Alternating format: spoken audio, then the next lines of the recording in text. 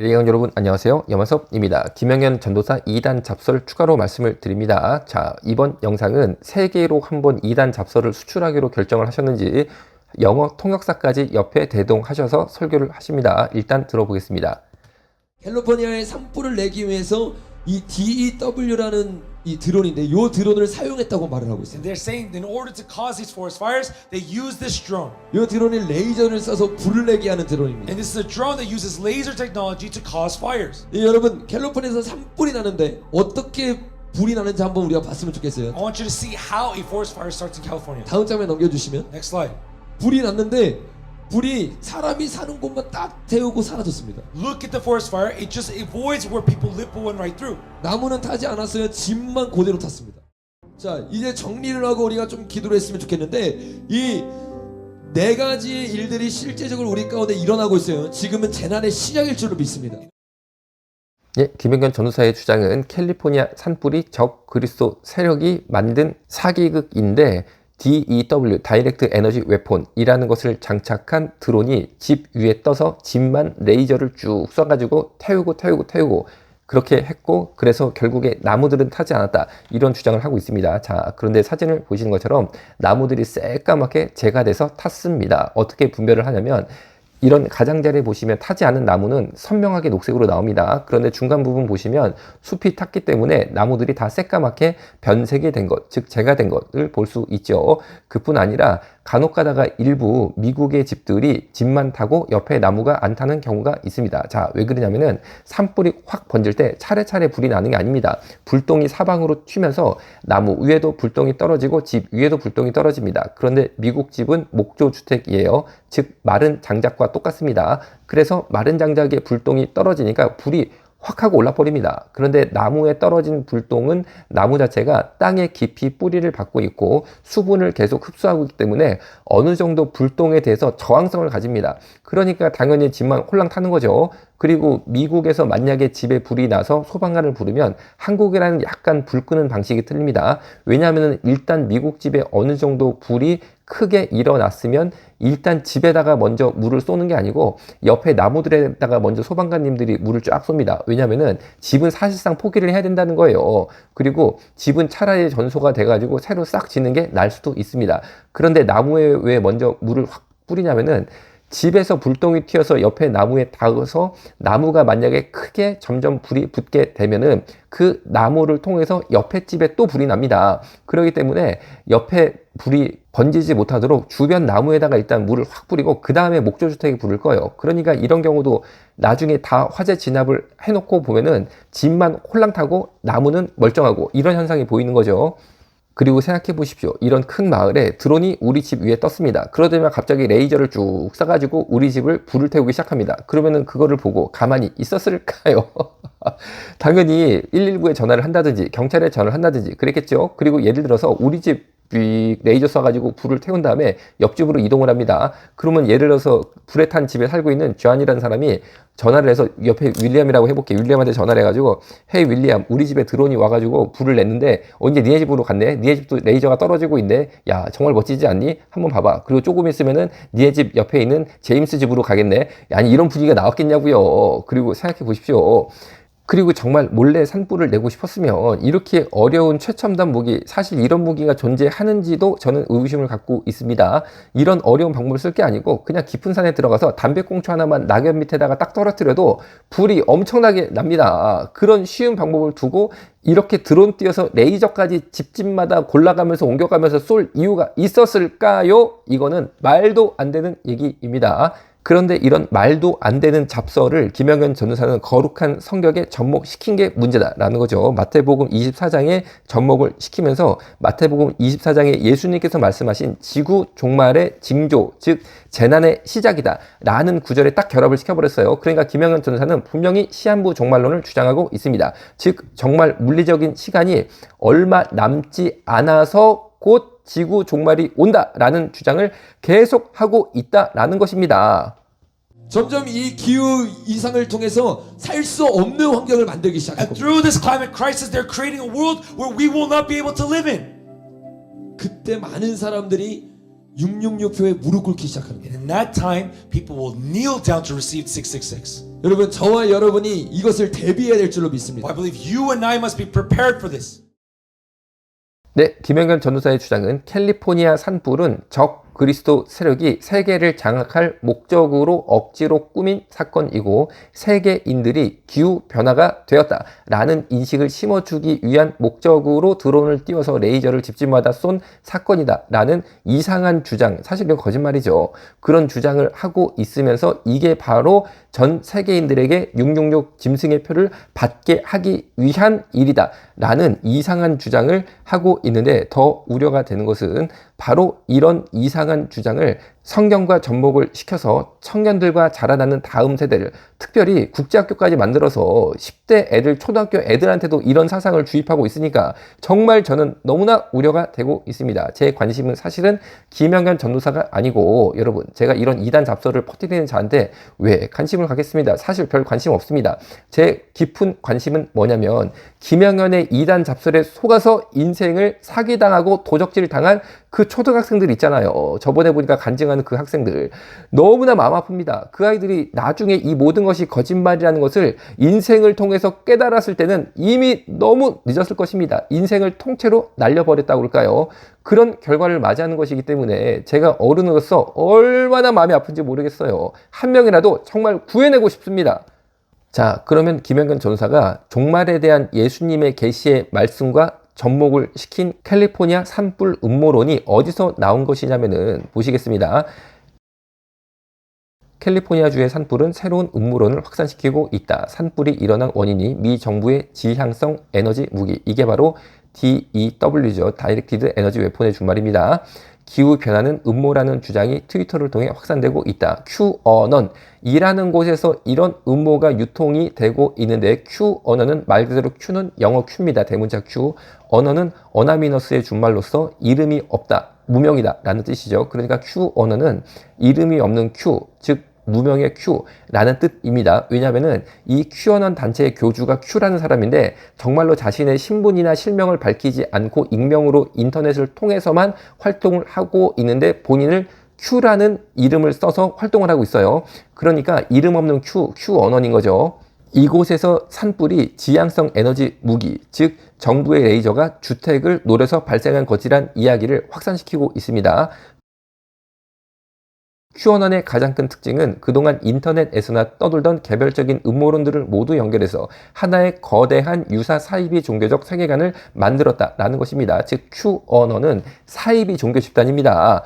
그런데 지금 보시는 것은 QAnon의 세계관 지도입니다. 그런데 이 세계관이 기독교 세계관을 바탕으로 한 것이 아니고 보시는 것처럼 무지개 몸이라는 티베트 불교의 가르침이나 리그파 명상과 교접하고 있습니다. 즉 무지개 몸이라는 티베트 불교 그리고 리그파 명상과 교접한 사이비 종교 단체라는 거죠.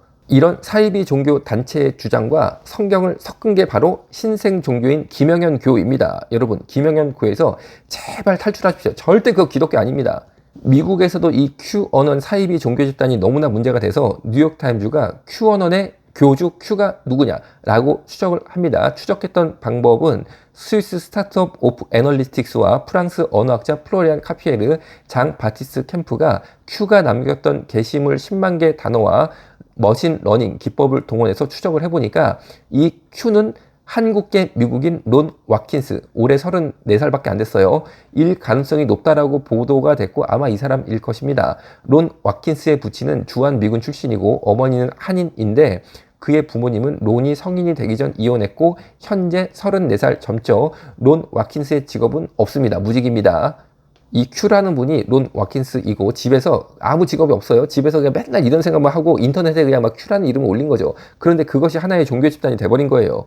그리고 이 Q의 가르침이 김영현을 통해서 한국 기독교계에 마치 지구 종말 계시록의 시대가 바로 닥친 것처럼 그렇게 포장돼서 한국의 기독교인들, 특별히 어린 세대들, 그 대안학교 국제학교에 다니는 그런 학생들, 그리고 IM 선교회라는 그런 고속도로를 김영현이 만나면서 완전히 이제 큰일 나게 된 거죠. 그리고 청년들을 대상으로 무섭게 이런 이단 잡신교가 확산이 되고 있다라는 거예요.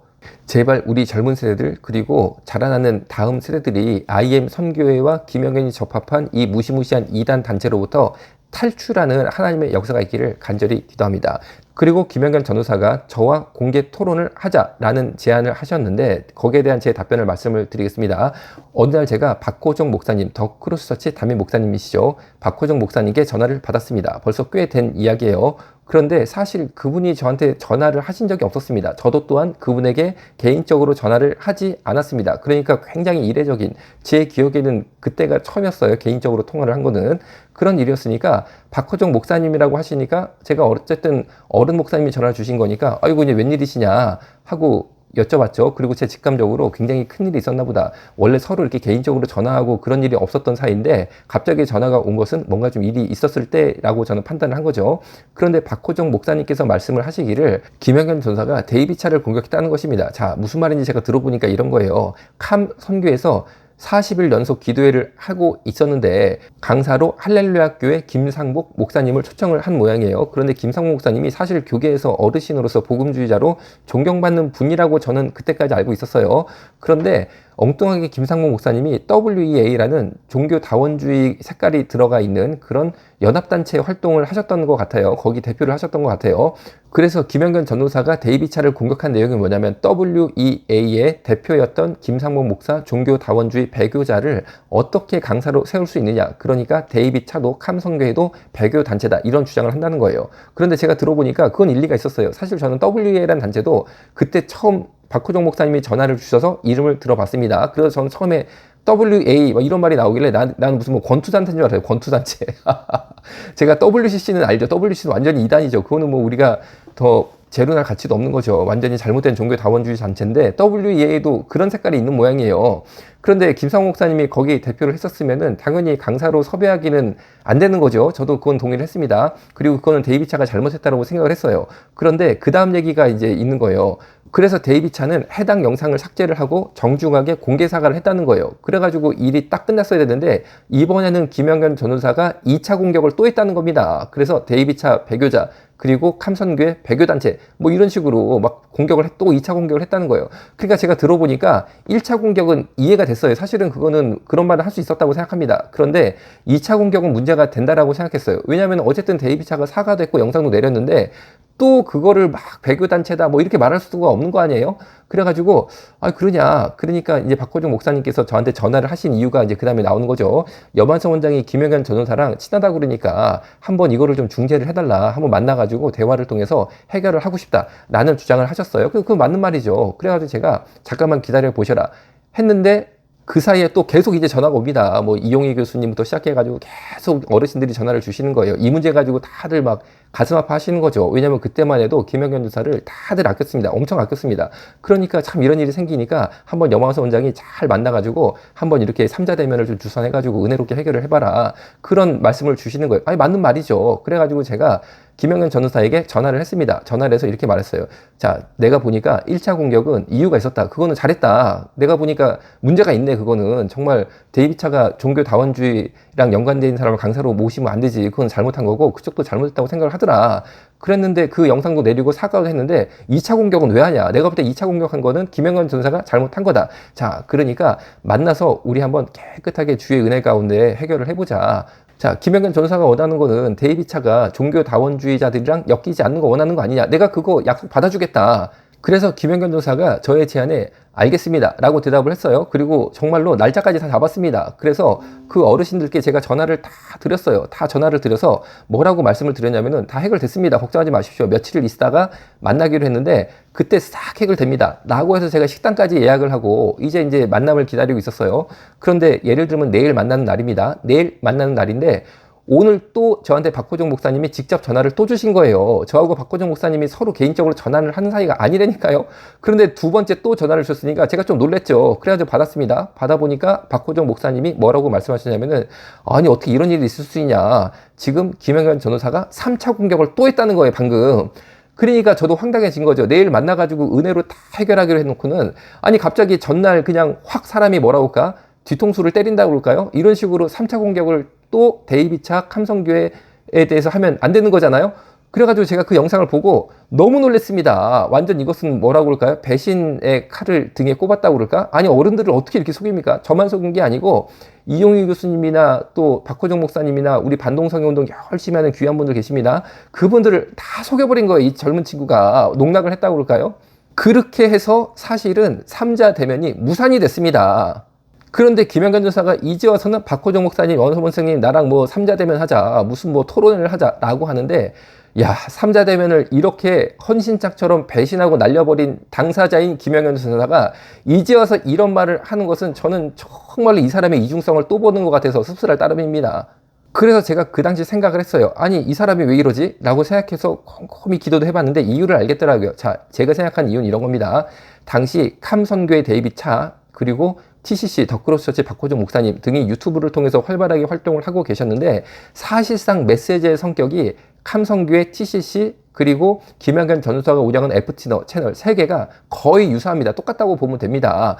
그런데 어떻게 보면 캄선교회하고 TCC가 앞서 시작을 했고 선두주자라고 볼 수 있고, 그리고 김영견 전도사 FT는 후발주자죠. 그래서 제가 한만 생각해봐도 후발주자인 FT너 김영견 전도사가 선두주자인 캄선교회랑 TCC 박호정 목사님 데이비차 등을 엎어뜨려서, 배도자라고 누명을 씌워서 엎어뜨려서 자기가 1등 물리치고 2등이 1등으로 쉽게 말하면 튀어나가려고 그런 이상한 행동을 한 것이다 라는 저는 개인적인 의견을 가지고 있어요.